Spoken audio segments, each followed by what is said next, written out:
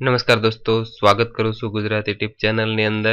તો દોસ્તો, સ્પર્ધાત્મક પરીક્ષાઓની અંદર પૂછાતા સામાન્ય વિજ્ઞાન એટલે કે સામાજિક વિજ્ઞાનના ધોરણ 5 થી 10 પાઠ્યપુસ્તક આધારિત પ્રશ્નો અને તેના જવાબની આ સિરીઝની અંદર આપણે ભાગ 16 જોઈ રહ્યા છીએ। તો જે મિત્રો નવા છે તેને ખાસ જણાવવાનું પ્લીઝ આવા નવા વિડીયો જોવા માટે તમે અમારી ચેનલ સબસ્ક્રાઇબ કરી અને સાથેનું બેલ આઇકન જરૂર દબાવજો તથા जो तमने वीडियो पसंद लगे तो एक लाइक जरूर करजो और वीडियो ने वधारे में वधारे शेर करवा विनंती। तो चलो आगळ वधीए। प्रश्न 750 गुजरात राज्यनु उद्घाटन क्यारे करवामां आव्युं हतुं? तो गुजरात राज्यनु उद्घाटन 1 मे 1960 ना रोज से करवामां आव्युं हतुं। त्यारबाद जोईए तो नवा गुजरात राज्यनु उद्घाटन समारंभ कया स्थळे राखवामां आव्युं हतुं? तो नवा गुजरात राज्यनु उद्घाटन समारंभ स्थल साबरमती आश्रम अमदावाद ने अंदर से राखवामां आव्युं हतुं। त्यारबाद जोईए तो गुजरातना प्रथम राज्यपाल कोण हता? तो गुजरातना प्रथम राज्यपाल हता मेहंदी नवाज जंग। त्यारबाद जोईए तो गुजरातना प्रथम मुख्यमंत्री कोण हता? तो गुजरातना प्रथम मुख्यमंत्री हता डॉक्टर जीवराज मेहता। त्यारबाद जोईए नेक्स्ट तो भारतना कया प्रदेशों फ्रेंचोना हस्तक हता? तो भारतना पोंडुचेरी, तमिलनाडु, केरल, ओडिशा अने पश्चिम बंगाल आ से भारतना प्रदेशों से फ्रेंचोना हस्तक हता। त्यारबाद जोईए तो फ्रेंच वसाहतो भारतने क्यारे सुप्रत करवामां आवी हती एटले के पाછી આપવામાં આવી હતી? तो फ्रेंच वसाहतो भारतने 31 ऑक्टोबर અને 1954 ના રોજ સુપ્રત એટલે કે પાછી કરવામાં આવી હતી। ત્યારબાદ જોઈએ તો ગોવાને પોર્ટુગીઝોના શાસનમાંથી મુક્ત કરવા કયું ઓપરેશન કરવામાં આવ્યું હતું? તો ગોવાને પોર્ટુગીઝોના શાસનમાંથી મુક્ત કરવા માટે ઓપરેશન વિજય નામનું ઓપરેશન કરવામાં આવ્યું હતું। ત્યારબાદ જોઈએ તો પોર્ટુગીઝોના શાસનમાંથી ગોવાને क्यारे मुक्त करवामां आव्युं हतुं? तो पोर्टुगीजोना शासनमांथी गोवाने डिसेम्बर 1961 नी अंदर से मुक्त करवामां आव्युं हतुं। त्यारबाद जोईए तो गोवाने अलग राज्यनो दरज्जो क्यारे मळ्यो हतो? तो गोवाने अलग राज्यनो दरज्जो 12/8/1987 ना रोज से आ दरज्जो आपवामां आव्यो हतो। त्यारबाद जोईए तो तास्कंद करार अने शिमला करार कोनी वच्चे थयो हतो? तो तास्कंद करार अने शिमला करार भारत अने पाकिस्तान वच्चे से आ करार करवामां आव्यो हतो। त्यारबाद जोईए तो दुनियानी सौथी मोटी झूंपड़पट्टी क्यां आवेली छे? तो दुनियानी सौथी मोटी झूंपड़पट्टी मुंबईनी अंदर से आवेली छे।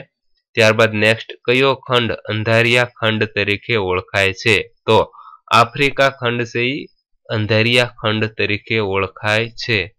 त्यारबाद नेक्स्ट जोईए तो वानरमांथी मानवनी यात्राना कड़ीरूप अवशेषो कई नदीना तट परथी मळ्या छे? तो वानरमांथी मानवनी उत्पत्ति यात्राना कड़ीरूप अवशेषो नाइल नदीना तट परथी से मळी आव्या छे। त्यारबाद जोईए तो किलिमांजारो अने एटलास पर्वत क्या आवेला छे? तो किलिमांजारो अने एटलास पर्वत आफ्रिका खंडनी अंदर से आवेला छे। त्यारबाद जोईए तो सहारानु रण क्या आवेलू छे? तो सहारानु रण आफ्रिकानी अंदर से आवेलू छे। त्यारबाद जोईए तो सहारानु रण केटला चौरस किलोमीटरनो विस्तार धरावे छे? तो सहारानु रण जे आफ्रिकानी अंदर आवेलू छे ते 90,65,000 चौरस किलोमीटरनी से विस्तार धरावे छे। त्यारबाद जोईए तो विश्वनी सौथी लांबी फाटखीण क्या आवेली छे? तो विश्वनी सौथी लांबी फाटखीण आफ्रिका खंडनी अंदर से आवेली छे। त्यार पछी जोईए तो नाइल, कांगो, नाइजर अने जांबेडी नदीओ क्या आवेली छे? तो नाइल, कांगो, नाइजर अने जांबेडी नदीओ पण आफ्रिका खंडनी अंदर से आवेली छे। त्यारबाद जोईए तो न्यासा, विक्टोरिया, रुडोल्फ चाड वगैरह सरोवरो क्या आवेला छे? तो न्यासा, વિક્ટોરિયા, રુડોલ્ફ ચાડ વગેરે સરોવરો પણ આફ્રિકા ખંડની અંદર આવેલા છે. ત્યારબાદ જોઈએ તો આફ્રિકા ખંડમાં જોવા મળતી કઈ માખીના ઉપદ્રવથી હાથીપગા નામનો છે રોગ થાય છે. તો આફ્રિકા ખંડની અંદર ત્યસ્સે નામની માખીના ઉપદ્રવથી હાથીપગા નામનો છે રોગ થાય છે. ત્યારબાદ જોઈએ તો માલાગાસી એટલે કે માડાગાસ્કર અને ઝંજીબારના ટાપુઓ ક્યાં આવેલા છે? તો માલાગાસી એટલે કે માડાગાસ્કર અને ઝંજીબારના ટાપુઓ પૂર્વ આફ્રિકાની અંદર છે આવેલા છે. ત્યારબાદ જોઈએ તો વિશ્વમાં અતિ પ્રાચીન દેશ તરીકે કયો દેશ જાણીતો છે? તો વિશ્વની અંદર અતિ પ્રાચીન દેશ તરીકે ઇજિપ્ત છે જાણીતો છે. ત્યારબાદ જોઈએ તો ઇજિપ્તની સંસ્કૃતિનો વિકાસ કઈ નદીના કિનારે થયો છે? તો ઇજિપ્તની સંસ્કૃતિનો વિકાસ નાઇલ નદીના કિનારે થયો છે અને આ નાઇલ નદી વિશ્વની સૌથી લાંબામાં લાંબી છે નદી છે. ત્યારબાદ જોઈએ તો ઇજિપ્તનું પાટનગર કયું છે? તો ઇજિપ્તનું પાટનગર છે કેરો શહેર છે. ત્યારબાદ જોઈએ તો 1867માં કઈ નદીના વિસ્તારમાંથી હીરા અને સોનાની છે ખાણો મળી આવી હતી? તો 1967માં વાલ નદીના તટ પરથી છે નદીના વિસ્તારમાંથી છે હીરા અને સોનાની છે ખાણો મળી આવી હતી. ત્યારબાદ જોઈએ તો દક્ષિણ આફ્રિકાની રાજધાની કઈ છે? તો દક્ષિણ આફ્રિકાની રાજધાની છે પ્રિટોરિયા. ત્યારબાદ જોઈએ તો દુનિયાના સાંપરા તરીકે કયા દેશ ઓળખાય છે? તો દુનિયાના સાંપરા તરીકે તિબ્બત નામનો દેશ છે ઓળખવામાં આવે છે. ત્યારબાદ જોઈએ તો વિશ્વનો સૌથી વધુ વરસાદ ક્યાં પડે છે? તો વિશ્વનો સૌથી વધુ વરસાદ મોસિનરામ અને ચેરાપુંજીની અંદર છે વરસાદ પડે છે. ત્યારબાદ જોઈએ તો પાકિસ્તાનની રાજધાની કઈ છે?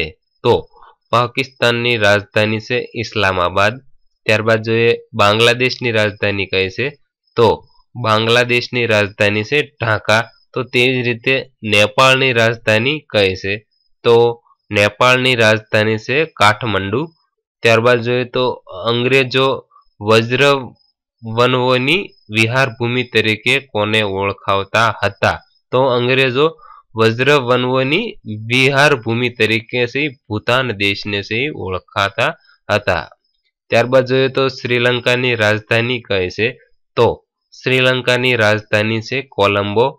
ત્યારબાદ અમેરિકા નામ કોના નામ પરથી પડ્યું હતું? તો અમેરિકા નામ છે અમેરિગો વેસ્યુસી નામના વ્યક્તિ ઉપરથી આ નામ પાડવામાં આવ્યું છે. ત્યારબાદ જોઈએ તો 14મી સદીનું કોઝકોડ બંદર એટલે હાલનું કયું બંદર? તો 14મી સદીનું કોઝકોડ બંદર એટલે હાલનું કાલિકટ બંદર. ત્યારબાદ જોઈએ તો વાસ્કો દ ગામાનું કાલિકટ બંદરે સ્વાગત કોણે કર્યું હતું? તો વાસ્કો દ ગામાનું કાલિકટ બંદરે સ્વાગત છે રાજા સામુદ્રિક એટલે કે જામોરીન રાજા હતો.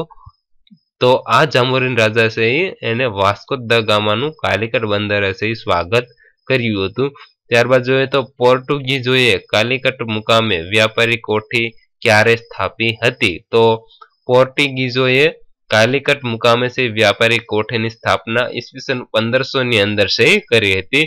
તો તેવી જ રીતે ડચ ઈસ્ટ ઇન્ડિયા કંપનીની સ્થાપના કોણે કરી હતી? તો ડચ ઈસ્ટ ઇન્ડિયા કંપનીની સ્થાપના ઈસવીસન 1602માં હોલેન્ડ એટલે કે નેધરલેન્ડે કરી હતી. ત્યારબાદ જોઈએ તો બ્રિટિશ ઈસ્ટ ઇન્ડિયા કંપનીનું મૂળ નામ શું હતું? તો બ્રિટિશ ઈસ્ટ ઇન્ડિયા કંપનીનું મૂળ નામ હતું સોસાયટી ઓફ એડવેન્ચર્સ.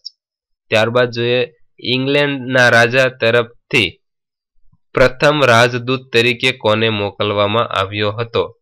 તો ઇંગ્લેન્ડના રાજા તરફથી પ્રથમ રાજદૂત તરીકે સર થોમસ રોને ભારતની અંદર મોકલવામાં આવ્યો હતો. ત્યારબાદ જોઈએ તો ઔદ્યોગિક ક્રાંતિની જન્મભૂમિ તરીકે કયું સ્થળ જાણીતું છે? તો ઔદ્યોગિક ક્રાંતિની જન્મભૂમિ તરીકે ઇંગ્લેન્ડ શહેર ખૂબ જ જાણીતું હતું. ત્યારબાદ જોઈએ તો યુરોપભરમાં કયો સમય ઔદ્યોગિક ક્રાંતિનો સમય ગણાય છે? તો યુરોપભરની અંદર ઈસવીસન 1750 થી 1850 સુધીનો જે સમયગાળો છે તે યુરોપભરની અંદર છે ઔદ્યોગિક ક્રાંતિનો સમય ગણવામાં આવે છે. ત્યારબાદ જોઈએ તો પ્રથમ વિશ્વયુદ્ધનો સમયગાળો કેટલો હતો? તો પ્રથમ વિશ્વયુદ્ધનો સમયગાળો હતો 1914 થી 1918.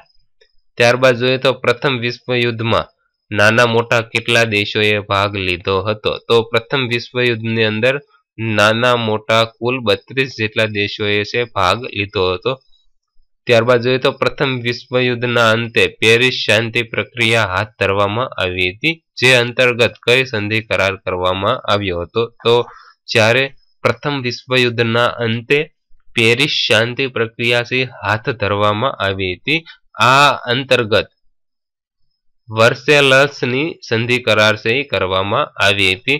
ત્યારબાદ જોઈએ તો પેરિસ શાંતિ પ્રક્રિયાના પરિપાક રૂપે કઈ સંસ્થાની સ્થાપના થઈ હતી? તો પેરિસ શાંતિ પ્રક્રિયાના પરિપાક રૂપે રાષ્ટ્રસંઘ એટલે કે લીગ ઓફ નેશન્સની સ્થાપના થઈ હતી. તો તેવી જ રીતે તો જોઈએ તો લીગ ઓફ નેશન્સની સ્થાપના ક્યારે થઈ હતી? તો લીગ ઓફ નેશન્સની સ્થાપના 10 જાન્યુઆરી 1920 ની અંદર થઈ હતી. ત્યારબાદ જોઈએ તો ઇટાલીમાં ફાસિસ્ટ પક્ષની રચના કોણે કરી હતી? તો ઇટાલીની અંદર ફાસિસ્ટ પક્ષની રચના બેનિટો મુસોલિનીએ કરી હતી. ત્યારબાદ જોઈએ તો ફાસિસ્ટ પક્ષના પ્રતીક તરીકે શું રાખવામાં આવ્યું હતું? તો ફાસિસ્ટ પક્ષના પ્રતીક તરીકે લાકડાની ભારી અને કુહાડી આ નિશાન રાખવામાં આવ્યું હતું. ત્યારબાદ જોઈએ તો ફાસિસ્ટ પક્ષની વિચારસરણીનું નામ શું આપવામાં આવ્યું હતું? તો ફાસિસ્ટ પક્ષની વિચારસરણીનું નામ ફાંસીવાદ રાખવામાં આવ્યું હતું. ત્યારબાદ જોઈએ તો એડોલ્ફ હિટલર 1919માં કયા પક્ષ સાથે જોડાયો હતો? તો એડોલ્ફ હિટલર 1919 ની અંદર રાષ્ટ્રીય સમાજવાદી જર્મન કામદાર પાર્ટી અથવા તો પક્ષ સાથે જોડાયો હતો. તો દોસ્તો આ હતા સામાન્ય વિજ્ઞાનના એટલે કે સામાજિક વિજ્ઞાનના ધોરણ 5 થી 10 પાઠ્યપુસ્તક આધારિત પ્રશ્નો અને તેના જવાબ જે સ્પર્ધાત્મક પરીક્ષાઓની અંદર ખૂબ જ પૂછાતા હોય છે. તો આ સિરીઝની અંદર આપણે ભાગ 16 જોયો. તો દોસ્તો ભાગ 17 જોવા માટે પ્લીઝ અમારી ચેનલ સબસ્ક્રાઇબ કરીને સાથેનું બેલ આઇકન જરૂર દબાવજો તથા વિડીયોને એક લાઇક જરૂર કરી અને વિડીયોને વધારેમાં વધારે શેર કરવા વિનંતી. ખૂબ ખૂબ આભાર. સબસ્ક્રાઇબ કરો ગુજરાતી ટીપ યુટ્યુબ ચેનલ અને સાથે બેલ આઇકન દબાવી ઓકે કરો.